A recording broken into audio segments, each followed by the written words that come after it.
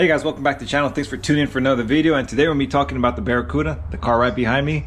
And I know I haven't really been putting anything up on the car on my channel for a while, but it's been a reason because I've still been trying to figure out exactly where I'm going to get the parts that I've been needing. So this past weekend we actually had a car show up in Van Nuys, so we took a quick drive in the family and we seen some real nice cars.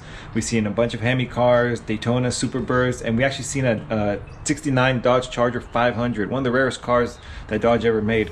And we'll be putting some clips on that car so you guys can see what I'm talking about. But in this trip I was trying to focus on actually buying the pedals for my car and anything else that I could get, but so far I haven't really been able to get the parts that I've been looking for. A lot of things I'm gonna have to get remanufactured, like the pedals, but there were a few parts, and these are the things that I actually got. These are original 1970 valve covers, which go on any 440, 383. So that's 1970, so these are 1970 only, and I got these for like 150 bucks.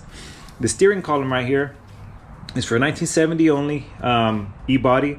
I already have a steering column for my car, but it was for power steering. So I really love the way these steering boxes look, the manual steering right here. And I swear these things look so nice when they're in the car. That's always wanted one.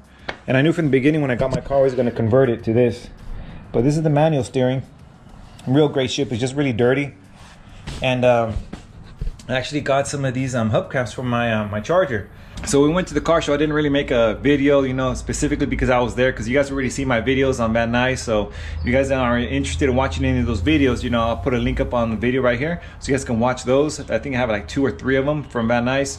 But generally that's what you see in those videos. That's what I seen again. They were very nice cars. There were some Daytonas, some Superbirds, plenty of Challengers, Barracudas, a lot of other Mopars, not so common, like we call it a Dart. There was a Demon. There was also a 2018 Demon. There's just plenty of cars, guys, but mostly it was all the old vintage Mopars. The swap meet itself, it was pretty. There were a lot of options, but it was getting really expensive. That's one thing I've been noticing a lot about the Van Nuys car show. Everything's starting to get more expensive. I know inflation isn't really helping the situation, but for example, there was this NOS grill for a Barracuda 1970, and so I asked the guy, hey, how much for this grill? He told me it was $3,500. Wow, I was like really in shock, because I was going to try to work out a deal with the steering column, the valve covers, and some other parts that I wanted to get off of them. But for $3,500, you know, I'm going to have to get a reproduction grill assembly for this Barracuda, because that's crazy expensive. Then I asked him about the 6-pack setup he had, and he had an Edelbrock 6-pack setup, and an Edelbrock aluminum, original Edelbrock aluminum intake manifold with 3 Holley 2-barrel carburetors, and he wanted, I think, like $3,500 for that too. So things were pretty expensive. He did have a reasonably priced a cast iron intake manifold, but he wanted $700 for that. For that price, dude, honestly, guys, I'm just gonna go ahead and buy a brand new Edelbrock 6-pack intake and put it on this car. For example, if I really don't want to go that route, I already have the correct 1970 cast iron 4-barrel intake manifold for this, along with the carburetor.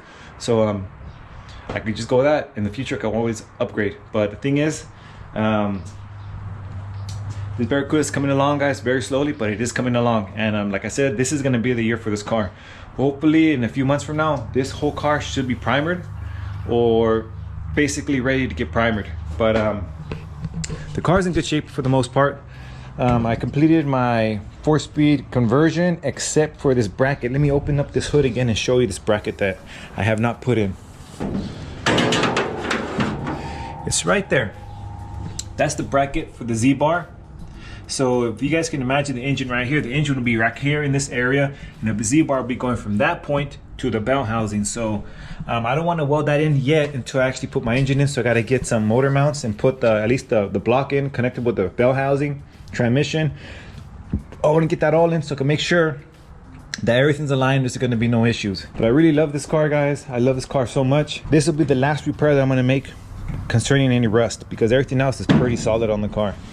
And I'm really excited about it. All right, and with that, guys, pretty much I'm going to be updating you guys a lot more on this car. I'm going to be working on a lot more because I really want to get this car primered, at least primered for this year. And who knows, I might start getting some stuff assembled on it. For sure, I want to restore that steering column that I got. Anyways, thanks for watching, guys. Don't forget to subscribe, and I'll see you guys till next time.